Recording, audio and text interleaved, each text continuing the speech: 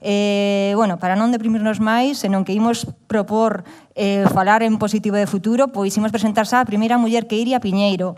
Ela defínese como cabareteira corriente, aínda que de corriente non ten absolutamente nada. Coñecémola da televisión, presentadora, guionista, actriz de cine, actriz de teatro, co CDG e últimamente coa súa peza propia, Anatomía dunha serea, onde fala dun tema que é casi tabú, a violencia obstétrica, a que sufrimos as mulleres cando damos a luz, un tema do que nunca se falara antes en riba dos escenarios. Ademais, música, cantante de tour, corista tamén, que eso tamén hai que promocionalo en Alféizar, directiva, exdirectiva da Asociación de Músicas ao Vivo, poeta, con Muralita, con María Lado, unha poesía moi combativa, moi reivindicativa e empresaria, porque un día fartouse de que non lle soara o teléfono e ela quere crear as súas propias expectativas e autoxestionarse. Quedan moitísimas máis cousas, Iria, pero sube tisa e comezamos con isto. Moitas grazas.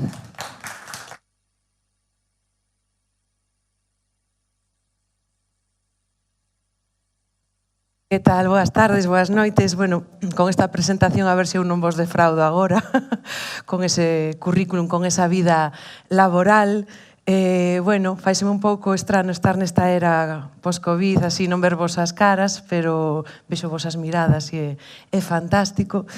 Tamén é un pouco estrano falar dunha mesma en público, non ter un espazo, é algo que non é habitual, ou polo menos na nosa xeración non estábamos moi habituadas. Todos estes espazos eran reservados aos homes, eran espazos masculinos, masculinizados tamén, e houbo que empezar a botarse para diante e ocupar tamén estes lugares como os teatros ou outros escenarios que son para todas e para todos.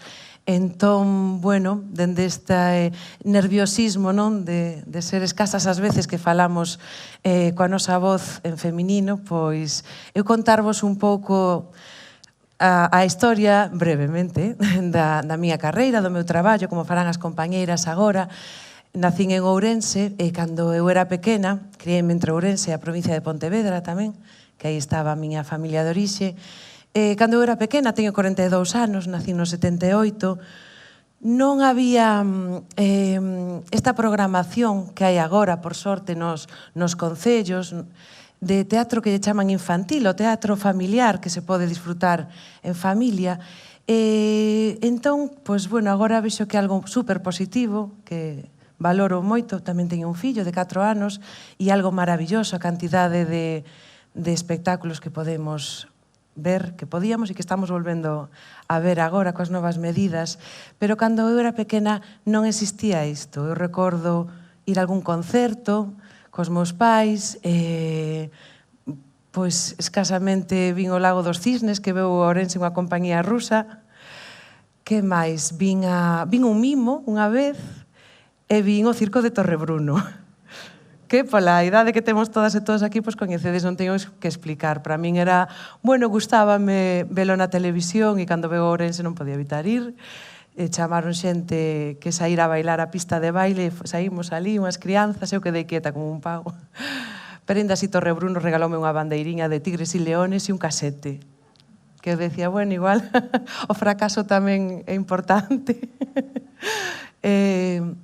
Eran os recordos que tiña. Entón, os referentes artísticos, no sentido de artes escénicas, vou vos falar soamente, pois eran escasos, principalmente masculinos tamén. Para min, as artistas, as actrices, eran algo que saía na televisión, nas películas que víamos, na primeira, en la segunda cadena, e logo dende o ano 85 na televisión de Galicia. Películas dobradas, non sabíamos como falaba John Wayne, non sabíamos como falaba Olivia de Havilland, non sabíamos nada nestas películas como Lo que el viento se llevó, ou Centauros del desierto, Río Bravo, Johnny Guitar. A min gustábame moito os westerns, non? Non descarto facer un día, virei aquí a zona de Louro para gravalo. Eran referentes televisivos os que eu tiña. Era algo lonxano da televisión, do cine. Fun ao cine na adolescencia unha vez, era algo medio prohibido, non? Había ese medo das nais de que as rapazas foramos ao cine, non? Entón, así un pouco se foi conformando a miña mente artística. Logo víamos moita televisión, bueno, moita, non nos deixaban tampouco ver moita, pero víamos os venres el 1, 2, 3, víamos estas galas que había polas noites, entón un pouco fun recibindo esa imaxe das folclóricas, de Lola Flores, e sobre todo cousas, quero decir, estilos, como de Mari Carmen e sus muñecos. E para min ver unha muller ventrílocua era algo excepcional, non? A parte, era algo, bueno, que nunca vira e que me gustaba probar. E logo, pois, como todo o mundo probaba cos peluches e así. Tamén estaba Naquiro, para min un referente, unha folclórica, dende o meu punto de vista, que cantaba en galego, que cantaba de cousas de aquí, que tiña tanto xeito. E así se foron formando esas ideas, ata que un día, é unha historia un pouco así cotiá, pero moi poética, chegou a miña casa un ramo de flores e miña nai colleuno, pero quedou un pouco sorprendida, porque ela era funcionaria, traballaba en industria. Non sabía, pensaba que era un error, non? E cando viu a tarxeta, evidentemente, era para a nosa veciña do lado, para a filla da veciña, que facía teatro e que actuara eses días e recibía un regalo, pois, dun admirador. Entón, aí quedeime con ese detalle, todo ese revuelo que se montou co ramo, e as risas, e pensei, dixen, fai teatro a veciña, non? É algo que se pode facer. Entón, foi o meu pequeno e gran referente pensar que isto estaba cerca. Tamén estaba nesa época, meu tío Carlos traballaba con Norma Duval nos veráns. E era o máis exótico que había. El coñecía a Pedro Almodóvar, incluso eran cousas, a Sara Montiel, e eran cousas que el nos contaba, un home moi parco en palabras, pero cando lle tirabas un pouco, falábache destas cousas, non? De como facían, de como todo estaba grabado nun casete, como era toda aquela pantomima, non? Das galas de verán, como era todo. E tamén me traía autógrafos. Eu recordo o de Lita Claver, La Maña, e gardeino durante moito tempo. Marianico el Corto, e uns pompóns. Trouxérame como 4 pompóns que eu daquela non entendía, realmente eran como colas de coello que usaban as vedetes.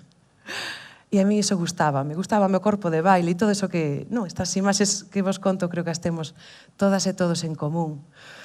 Pasa o tempo, e bueno, todo isto vai collendo forma, pasa a adolescencia e chega ese momento de decidir que queres ser de maior, que aínda máis ou menos non o sei agora, pero hai que dar o paso. Eu atrevime a decir que quería ser actriz en casa e non foi ben recibido. Máis ben foi así como ignorado, non? Decidín estudiar unha carreira que me sacara da casa e que me achegara a Santiago, porque ali estaba un sitio que era a Sala NASA e había unha compañía de teatro que eran os Chévere. E iso era Las Vegas, para min. Meu irmán andaba nese ambiente, meu irmán agora é técnico de son e de luces, de feito traballa con Chévere, e fume achegando ese entorno, e o entorno da noite, e en moitos entornos inesperados, como o colectivo gay, onde participaba en algunhas festas, o comité antisida, dese modo fun empezando a travestirme tamén, a disfrazarme e encontrarme como artista, non? Con minúsculas, porque artista é unha palabra moi grande, pero como creadora, vamos a usar esa palabra que me gusta máis.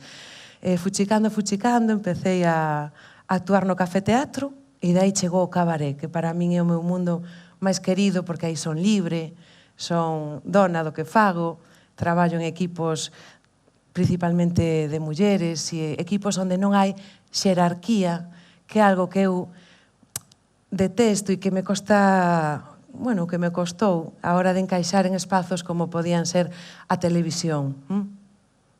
Gústame moito a televisión, valora moitísimo, creo que ten moitísimo potencial e que se poden facer cousas maravillosas, pero, entre outras cousas, hai unha xerarquía moi potente, ou polo menos eu así a vivín como actriz, presentadora,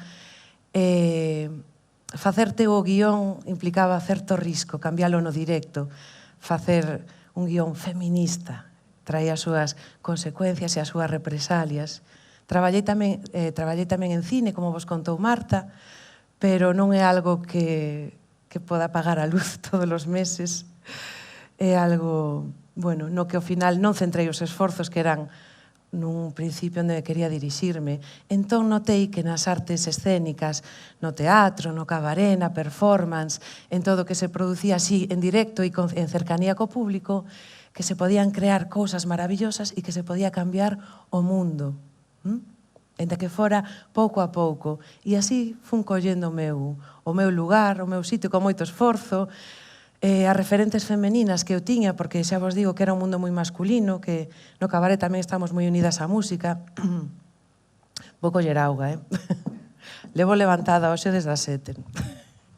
E falando desde as 9, así que, con permiso.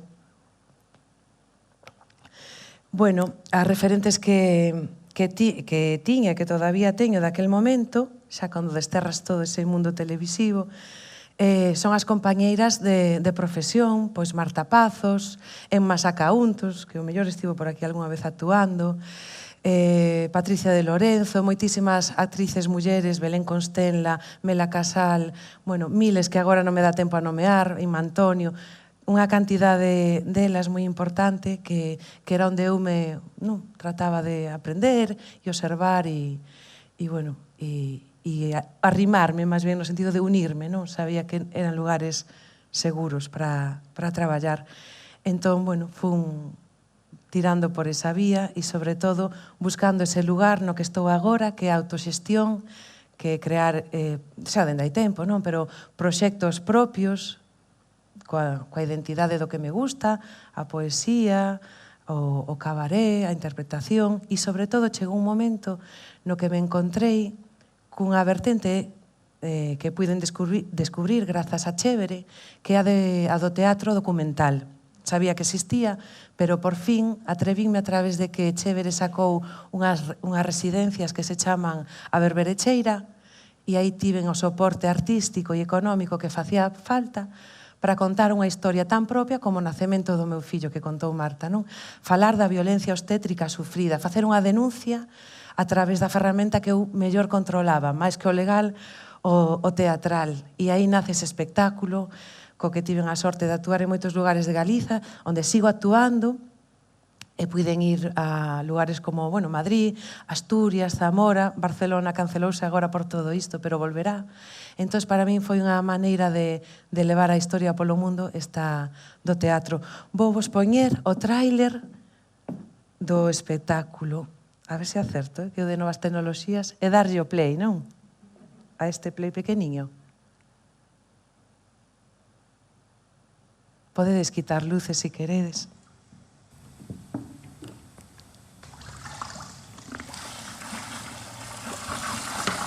Desde que son serea, de cando en vez, preciso sentir o tacto da auga no lugar onde antes tiña as pernas. Converterse en serea non é algo sinxelo, aínda que todas as mulleres levamos a posibilidade da serea dentro.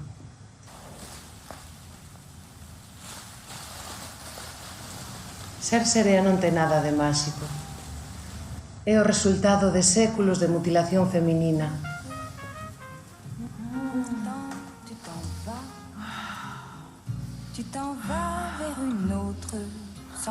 Blend de sometemento feminino perfecto.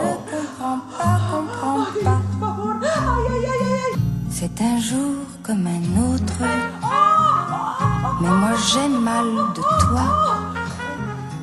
Moi qui riais des autres, aujourd'hui, c'est vous deux qui devez rire de moi, rire de moi. Toi, tu prends à jamais tout. As sereas somos seres tarados. Ni sequera entramos na categoría de seres reais. Somos un ruxe-ruxe. Moi poucas persoas poden asegurar que existimos. Hagas vos. Vos estades aquí, escoitades o meu relato. Sabedes que existo.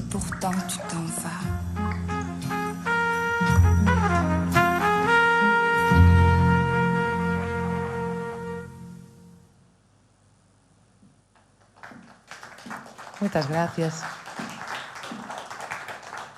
Bueno, este é un avance pequeno, vamos a estar un pouco longe, un pouco cerca en Arteixo, día 20, por si xa fago publicidade aquí, por si vos interesara moito. Nada, xa vedes, bueno, un espectáculo moi persoal e eu me encontro nun momento de metamorfose, como conto tamén aí, e entre eso, pois, moitas cousas que parecen así, pois, algo trivial, pero, pois, que para unha actriz son importantes, como, por exemplo, aí estaba de morena, agora estou de loira, porque vou deixar as canas, e iso na miña profesión é e matarse. En vida hai unha ditadura moi grande do aspecto e do físico, deixar que os kilos e o corpo cambie, desaparezcan ou aparezca, o que sexa, todas as modificacións, pois tamén na nosa profesión están moitas veces moi penalizadas, é moi complicado. É unha profesión que eu descubro que todavía non está, a pesar do moitísimo, non? Que avanzaron os tempos e todo o que cambiou a vida, todavía está moi estigmatizada, dase por feito moitas cousas, non? Ser actriz supón ser un pouco unha muller, non sei, alegre ou lixeira de cascos, esas expresións tan antigas que se utilizaban. E mesmo dentro do noso mundo, pois se producen moitas injustizas, como supoño que sabedes, como pode ser o acoso, non? Sexual, laboral. Eu fui víctima de acoso, como algunha xente sabe. Quixeno facer público, porque quería que as cousas cambiaran, e quería que non me volvera a acontecer, e realmente quería empezar unha dinámica de cambio, e, bueno, non sei se fui un valente ou inconsciente, pero quería que fora dese xeito. Non pasa nada se non se fai, non pasa nada se se fai de outra maneira, pero que cada unha este contenta co que fai, e eu non podía vivir con esa situación. Entón, fíxeno, todavía un proceso judicial que non está pechado, aínda que desestimaron a demanda no primeiro xuízo, agora ainda falta o segundo, e conto vos isto porque, bueno, hai moitas mulleres en situacións similares, non solamente nesta profesión, pero é un proceso longo no que no meu caso, bueno, ten un prezo persoal, unha peaxe persoal moi forte, pero co tempo eso está cambiando e vas sentindo que foi o mellor que puideches facer e que fixo de filtro de moitas cousas que non querías na vida e que agora eres dona da túa situación e do que queres facer. Entón isto a min me leva a facer a anatomía dunha serea e agora a crear unha nova compañía que en breve anunciaremos tamén, que se chama Compañía Eléctrica, ten ese nome, e coa que pretendemos facer moitas cousas familiares, para adultas e de todo tipo, pero o noso xeito, dun xeito respetuoso, feminista no sentido amplo da palabra. Así que, bueno, ahora ven compañeiras super interesantes, así que non me enrollo máis. Moitísimas grazas pola vosa atención. Grazas.